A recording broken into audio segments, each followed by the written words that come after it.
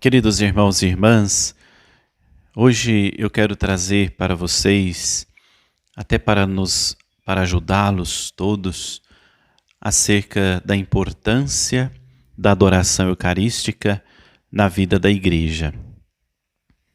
Os próprios documentos da igreja diz que ela vive da Eucaristia. A Eucaristia, claro, não é somente a hóstia consagrada, que para nós é corpo, sangue do Senhor. Mas a Eucaristia refere-se a toda a missa, toda a liturgia celebrada. E a missa faz memória à ação redentora de Jesus, ou seja, a instituição da Eucaristia. Jesus faz isto dentro de uma ceia. Jesus institui a Eucaristia no momento de muita fraternidade com os seus discípulos, com os seus apóstolos. Quando nós pegamos o Evangelho de São Lucas, no capítulo 22, de modo especial os versículos 14 e 15, Jesus expressa na última ceia, quando senta-se à mesa com os seus discípulos, Jesus expressa que aquele ato que ele está cumprindo, realizando, é, sem dúvida, um desejo do seu coração. E disse assim Jesus: chegada a hora, Jesus pôs-se à mesa com os seus apóstolos e disse-lhes: tenho desejado ardentemente comer convosco esta Páscoa antes de sofrer. Lembramos que nós estamos nesse contexto na véspera da paixão-morte de nosso Senhor Jesus Cristo na cruz. O apóstolo São Paulo, na primeira carta aos Coríntios, ele é o primeiro a relatar, a deixar por escrito o registro da instituição da Eucaristia. Até então, nós sabemos, a palavra de Deus era transmitida de modo oral. E São Paulo é o primeiro, então, a escrever a narrativa da instituição no capítulo 11 da primeira carta aos Coríntios. E faz aquele belíssimo hino em seguida, o hino do amor, no capítulo 13, dizendo que entre todos os dons o maior é o amor. O amor maior é o de Cristo, é aquele que doa a vida. No entanto, ele, na instituição da Eucaristia, também vai dizer para nós que devemos amar uns aos outros. O amor é consequência, portanto, nós podemos assim dizer, consequência da nossa vivência da Eucaristia. Com isso nos ensina que a Eucaristia é um dom supremo de Deus para todos nós, porque é dom, é fruto do seu amor, de quem tudo doa e se entrega. Mas é também a Eucaristia o desejo de permanecer conosco todos os dias até o fim do mundo. E é claro que permanece a pessoa que ama. Feita esta introdução, ainda que simples, desejo falar acerca da adoração eucarística. Ela nasce um pouco tardia na igreja. A igreja primitiva não conhecia o que era a adoração ao Santíssimo, a adoração eucarística. Ela nasce para ajudar a superar uma heresia de um tal Berengário de Tours, que negava a presença real de Jesus na Eucaristia, que negava que Cristo pudesse estar presente no pão consagrado. E como reação a esta heresia, surgiu então o movimento de piedade, fervor eucarístico, do qual surge inclusive a festa de Corpus Christi. Inicia-se então o culto eucarístico, fora da missa. A missa já é o grande culto eucarístico, a grande Eucaristia é a missa. E para superar todas as heresias, surge então na igreja esse movimento de adoração ao Santíssimo Sacramento fora da missa. É daí que surgem as congregações com adoração perpétua, 24 horas por dia, adorando o Senhor. Porém, por um tempo, a adoração, sobretudo depois do Concílio Vaticano II, como tantas outras devoções populares, foram que meio ficando perdidas, não porque o concílio sugeriu tirar a devoção popular. Pelo contrário, o concílio ajuda a iluminar a devoção popular, a religiosidade popular, e entre elas a adoração eucarística. Mas às vezes por uma má interpretação, num determinado momento, uma interpretação errada do próprio concílio. Porém agora está se redescobrindo a beleza da adoração a Jesus presente na Santíssima Eucaristia. Hoje sabemos que um dom especial da Igreja Católica é a adoração eucarística, que não pode se perder, não pode ser perdida, ser esquecida ou deixar de realizar. Seja a adoração eucarística no âmbito comunitário, ou seja, a comunidade, a paróquia, a igreja promover momentos de adoração, seja também a adoração pessoal, uma visita ao Santíssimo Sacramento, momentos ali na presença do Senhor. Existem alguns modernistas que dizem, que a Eucaristia é apenas alimento, é para ser comida. Santo Agostinho dá uma resposta que penso que serve para todos nós. Santo Agostinho vai dizer que não pode comer do corpo do Senhor sem antes adorá-lo. Dentro da própria missa, no momento exato da consagração, a comunidade se ajoelha para adorar, para reverenciar a presença daquele que está se tornando presente no pão consagrado. Então, o momento da adoração é um momento de ajoelhar. Quando, por exemplo, se toca o sino, é exatamente para chamar a atenção dos fiéis que algo importante vai acontecer naquele momento. Então, tem razão Santo Agostinho. Não podemos comer deste alimento sem antes adorá-lo, pois é de fato dentro da adoração que nós compreendemos o mistério da Eucaristia. E a Eucaristia é um grande mistério para todos nós.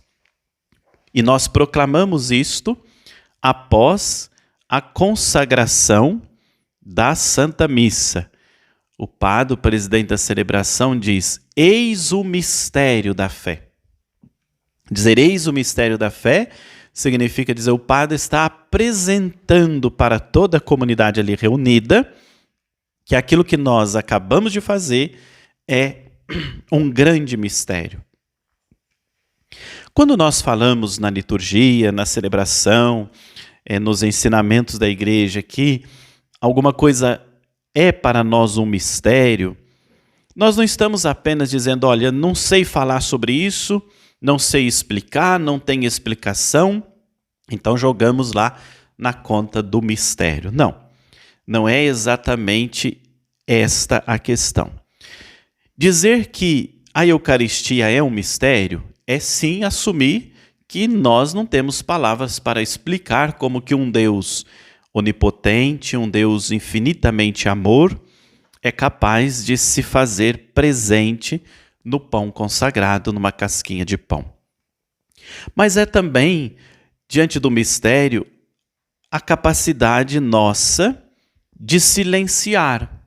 Ou seja, eu digo que é mistério, me coloco em profunda contemplação e silêncio para não dizer bobagem sobre a grandeza daquilo que para nós transcende a nossa inteligência, a nossa capacidade, a nossa própria vida. E por outro lado, diante do mistério, nós também temos que ter isso muito claro. Diante do mistério, nós silenciamos porque é Deus mesmo que se revela. Toda a fé cristã é um mistério. A Santíssima Trindade é um mistério, um Deus em 3 pessoas.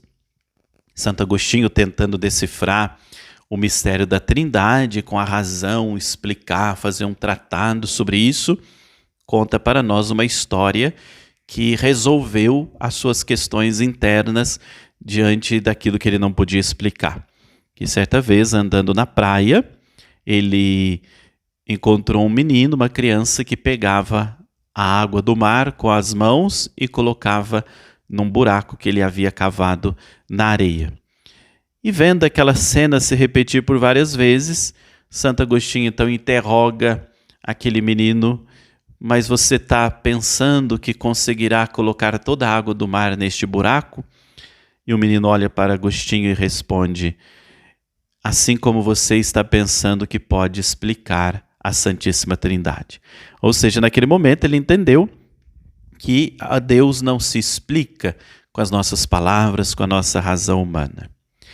Na adoração eucarística, nós trocamos olhares com Jesus. E quando nós pegamos a palavra de Deus, a Sagrada Escritura, a relação de Jesus com as pessoas, nós encontramos tantas formas bonitas de ver que Jesus tinha um olhar profundo que transformava, que modificava, um olhar que era até convidativo. Pensemos, por exemplo, quando Jesus está caminhando à beira do mar da Galileia e ele vê ali os primeiros discípulos, André, João, Pedro, estavam lavando as redes, ancorando os barcos, se preparando para uma nova pesca. Jesus passa e não faz grandes discursos. Jesus olha para aqueles homens e faz um convite: segue-me. Outros exemplos dos olhares de Jesus nós encontramos também no Evangelho, por exemplo, o chamado de Mateus.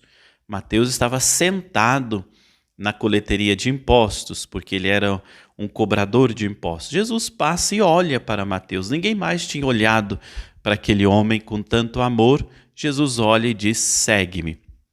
Jesus olha para Zaqueu, que está em cima da árvore. Jesus olha para a pecadora. Jesus olha para a samaritana. São pessoas que se sentem olhadas e, portanto, se sentem valorizadas. Então, a primeira atitude nossa na adoração eucarística é a convicção de que Jesus nos olha, que através da Eucaristia, Deus nos olha com amor, deposita sobre nós toda a sua admiração. O olhar do amor é o olhar cheio de admiração. E aí nós vamos então entendendo que esses olhares, essa experiência bonita que nós fazemos na adoração eucarística é, sem dúvida, aquela experiência de sermos olhados pelo Senhor. Temos uma grande tentação na adoração, que é aquela de fazermos discursos para Jesus. Muitas vezes na adoração eucarística, desde o momento que expõe o Santíssimo até o final, as pessoas estão falando, rezando, cantando, lendo, como que até fazendo pregações para o Senhor. E a primeira atitude do adorador é aquele que sabe permanecer silencioso, imóvel na presença do Senhor, trocando olhares. Eu estou sendo olhado por aquele que também eu posso olhar. E isto é uma coisa muito bonita. Então, queridos irmãos, superar essa tentação de falar demais nas nossas orações. Jesus mesmo recomendou aquela oração do silêncio, do entrar no interior, entrar no seu quarto, entrar na sua intimidade e falar com o Pai do céu. Até porque nós não temos palavras para rezar, né? São Paulo vai dizer que quando nos faltam as palavras, o Espírito Santo vem em nosso auxílio e ele mesmo reza em nós. E uma das linguagens do Espírito Santo, sem dúvida, é a linguagem do silêncio. A adoração, nós poderíamos dizer, é um ensaio para a eternidade, né? Um dia no céu nós estaremos na presença do Senhor. E o que diremos diante de Deus? Não teremos palavras, estaremos diante do mistério plenamente revelado, ficaremos, né, assim, quase que não acreditando no que estamos vendo e, portanto, sem palavras. Então, adorar Jesus na terra é um ensaio para a experiência da vida eterna que nós poderemos contemplar o Senhor face a face. A própria liturgia, a própria Sagrada Escritura fala exatamente disso. Contemplação, contemplar o Senhor face a face. Nós não podemos consagrar a Eucaristia sabendo que ela é corpo do Senhor para deixá-lo preso, fechado, trancado em um sacrário ou com as nossas igrejas fechadas. Não, para ser espaço de oração, porque na igreja nós sabemos que encontramos Jesus Cristo vivo e ressuscitado. Então a igreja deve ser para nós esse lugar onde eu posso passar, onde eu posso chorar, onde eu posso sentir a presença de alguém que me ama. Às vezes, ao longo de um dia, quantas angústias, quantas tristezas, quantas desilusões, quanta solidão nós experimentamos. Recebemos notícias boas, mas também recebemos notícias más. Então, ter a certeza de que eu posso entrar numa igreja, numa capela, e ali sentar na presença de Jesus, apenas sentir a consolação de nosso Senhor, é muito importante. E o Papa Francisco, ele tem valorizado muito e até proposto esta questão das igrejas abertas. É do Papa a iniciativa, por exemplo, das 24 horas para o Senhor, então a igreja permanecer aberta por 24 horas. Mas isso sempre foi uma riqueza da Igreja Católica. Não precisa nem ter pessoas lá rezando o dia inteiro, porque quando eu entro numa igreja, vejo uma lamparina, uma luz acesa, perto do sacrário, eu sei que ali está Jesus vivo e ressuscitado. E aí nós promovemos também a adoração pessoal, Eu e Jesus somente. A adoração é possibilitar, portanto, o acesso das pessoas a Jesus. Isto não é uma outra coisa senão aquilo que tem pedido, repito, o Santo Padre, o Papa Francisco. Possibilitar o acesso das pessoas a Jesus. Quando nós olhamos para a missão de Jesus, nós vemos que Cristo era aquele que fazia relação com as pessoas de proximidade, criava relação de proximidade com as pessoas. Jesus nunca ficou preso numa casa, num lugar onde ninguém pudesse tocá-lo, senti-lo, vê-lo. Não, Jesus estava sempre ali, presente no meio do povo. As pessoas tocam, os doentes recebem a imposição das mãos, Jesus olha, Jesus pergunta, Jesus conversa, isso é relação. Deus quer se relacionar com cada um de nós. Ele é a comunicação, Ele é a palavra encarnada. Ele é o amor que se manifesta a todos. A adoração é, de fato, uma devoção eucarística para ser feito fora da missa. A própria Sacrosanto Concílio, o próprio documento da Igreja, diz que não se pode expor o Santíssimo no meio da missa. Ou seja, está lá, termina a liturgia da palavra, termina a consagração, por exemplo, e coloca o Santíssimo no ostensório ou faz momentos prolongados de adoração. Não, a adoração eucarística é a extensão da missa, que é a Eucaristia toda celebrada, mas para outros momentos. O Papa Bento XVI, na exortação apostólica pós-sinodal Sacramentum Caritatis, assim escreveu: o ato de adoração fora da Santa Missa prolonga e intensifica aquilo que se faz na própria celebração litúrgica. Olha o que diz o Papa: prolonga e intensifica. Ou seja, a nossa oração pessoal, a adoração ao Santíssimo, a liturgia das horas, o terço, qualquer outro momento de oração que nós podemos realizar, é uma maneira de intensificar e também de prolongar. Não adianta uma pessoa, eu sou adoradora 24 horas da Eucaristia, mas não frequenta, não participa da missa, não comunga, não recebe a Sagrada Comunhão. Com efeito, continua o Papa, somente na adoração pode maturar um acolhimento profundo e verdadeiro.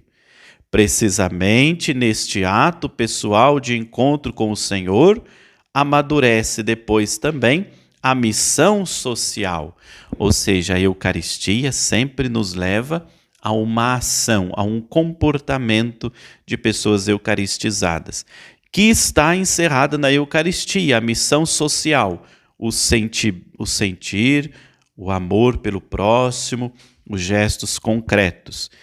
E deseja, diz o Santo Padre, o Papa Bento, no Sacramentum Caritatis, através da adoração eucarística, romper as barreiras, não somente entre o Senhor e nós mesmos, mas também e sobretudo as barreiras que nós colocamos com os outros, né? Então pensemos bem, a adoração eucarística ela vai curando o nosso coração, a nossa relação com Jesus vai nos modificando. Ninguém experimenta Cristo e continua a mesma pessoa, encerrada no ódio, no egoísmo e nos rancores que às vezes na vida nós vamos acumulando. Portanto, nós podemos dizer, é feliz a paróquia, a comunidade que promove a adoração eucarística, pois esta nos dá o que chamamos de graça de estado. O que significa isso? A graça de estado. Cada um de nós vivemos num estado de vida. Um vive no estado de vida enquanto padre, outro enquanto casado, enquanto pai, enquanto profissional, enquanto solteiro, viúva. Cada um vive o seu estado de vida e cada um tem as suas dificuldades, as suas cruzes, os seus desafios para serem superados. Ninguém está isento dos problemas e dos sofrimentos. A adoração eucarística é uma força da graça de Deus para que possamos viver esse estado da nossa vida vencendo todos os obstáculos. A adoração eucarística também faz a igreja crescer, pois uma igreja aos pés do Senhor, nós podemos imaginar aquilo que Nosso Senhor disse a Marta e Maria, quando ele repete para Marta, a irmã toda preocupada e agitada, reclamando de que Maria estava sentada aos pés de Jesus, Jesus vai dizer, olha, ela escolheu a melhor parte. Rezar é a identidade da igreja. Não existe outra. A oração é, sem dúvida, meus irmãos e minhas irmãs, a razão de ser da igreja. A igreja precisa ser aquela que senta aos pés do Senhor. Se não reza, toda a atividade, toda a ação da igreja vai se esvaziando, vai perdendo sentido e nós mesmos não vamos encontrando razões para dar continuidade a nenhuma missão. A igreja dedica também um dia para fazer memória à Eucaristia, geralmente sempre na quinta-feira, fazendo memória ao dia em que Nosso Senhor celebrou a última ceia com os seus apóstolos. E foi exatamente numa quinta-feira que Nosso Senhor instituiu para nós, deixou para nós o sacramento da Eucaristia, o sacramento do amor. Portanto, todas as quintas-feiras fazemos memória à instituição da Eucaristia. Então, um dia que poderia ter uma adoração comunitária, a bênção do Santíssimo Sacramento, a missa votiva da instituição da Eucaristia. Todas as quintas-feiras, uma visita pessoal, se não tem na comunidade adoração comunitária, mas passa na igreja, faz você mesmo uma visita a Jesus eucarístico, trocar olhares com o Senhor.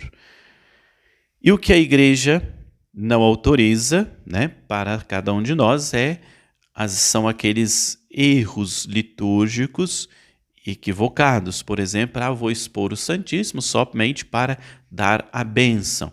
Comungar fora da missa sem que haja necessidade, razões pastorais para isso. Por exemplo, se estiver enfermo, ninguém pode apenas receber a comunhão, porque, como eu já disse, comunhão Eucaristia não é somente a hóstia consagrada, é a Santa Missa toda celebrada. Então vamos lembrar, caros irmãos e irmãs, que a Eucaristia é para nós um valor supremo. É a razão de ser da vida da Igreja. O próprio Sacrosanto Concílio ensina que a Eucaristia, através da liturgia, é a fonte de onde brota toda a força espiritual da Igreja. Toda a força espiritual da Igreja está, na presença de Jesus Eucarístico na Santa Missa e na liturgia. E diz o mesmo documento que ela é o cume, é o ponto final, ou seja, o banquete da Eucaristia que nós celebramos na terra, ele não se encerra, ele não termina, ele terá o seu ponto alto, o seu cume na eternidade. Eu desejo que você possa cada vez mais ser um amante da Eucaristia, conhecer mais para celebrar melhor, valorizando a celebração da missa, participando com toda dignidade e também fazendo a sua adoração pessoal ou comunitária na presença de Jesus, sem muitas palavras, sem tantos ritualismo, apenas sentar na presença do Divino Mestre, trocar olhares com Ele e saber que você é olhado, acolhido, amado e perdoado pelo Senhor. Deus abençoe a sua vida, Deus ilumine a sua caminhada de fé, Deus te guarde em todos os momentos, hoje e sempre. Amém. Não esqueça de se inscrever no canal do YouTube, deixar o seu joinha, o seu comentário. Através desse canal, você poderá e irá aprender muitas coisas na vida da igreja e eu gostaria que você pudesse desfrutar de todas as coisas que nós vamos postando aí. Deus abençoe. Fique em paz.